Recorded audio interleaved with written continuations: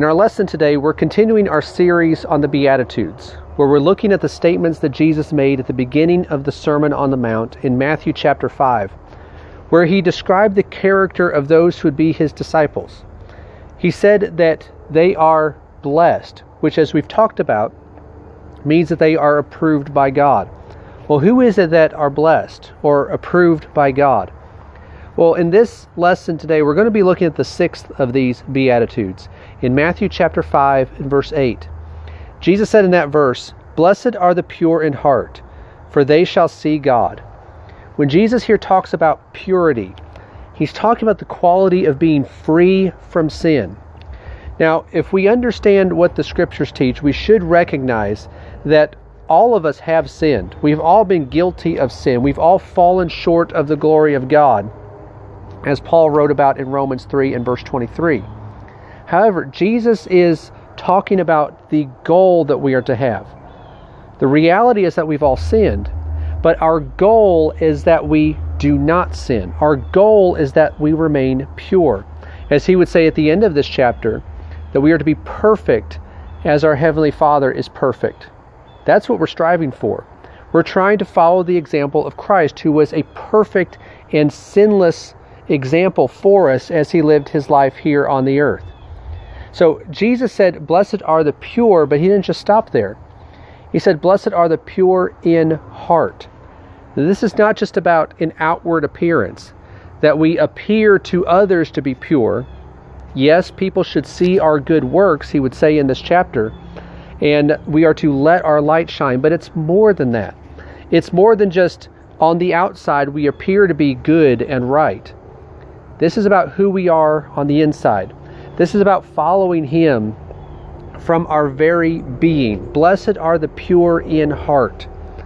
So our motivations, our intentions, our thoughts, everything that we do needs to be rooted in him and following him and doing what is right. So Jesus said the pure in heart, they are blessed because he said they will see God. This is about having fellowship with God and about looking forward to being with the Lord for eternity. One of Jesus' apostles, the Apostle John, wrote about this idea in 1 John chapter 3, where he said there in 1 John 3 and verse 1, "See how great a love the Father has bestowed on us, that we would be called children of God. And such we are. For this reason the world does not know us, because it did not know him." There's a difference between the followers of Christ and the world. The world does not know us because we are different from the world. We are like Christ, or we're striving to be like Christ. And so he goes on in verse 2, "Beloved, now we are children of God, and it has not yet appeared as yet what we will be. We know that when he appears, we will be like him, because we will see him just as he is." When the Lord returns, we will see him. We will be like him. We will see him just as he is. Well, how can we be assured that we will be like him and be rewarded by him and welcomed by him in that last day? Well, John said there in verse 3, "And everyone who has this hope, that we will see him, that we will be like him, everyone who has this hope fixed on him purifies himself, just as he is pure." If we want to see God, if we want to be with him for eternity, then we're going to work to purify ourselves, to be pure even in heart, as Jesus would say in Matthew 5 and verse 8. Be pure just as he is pure. Jesus said, "Blessed are the pure in heart, for they shall see God." Let's strive to be pure, not just in our actions, but more than that, in our actions and in our thoughts, our intentions, our motivations, everything about us.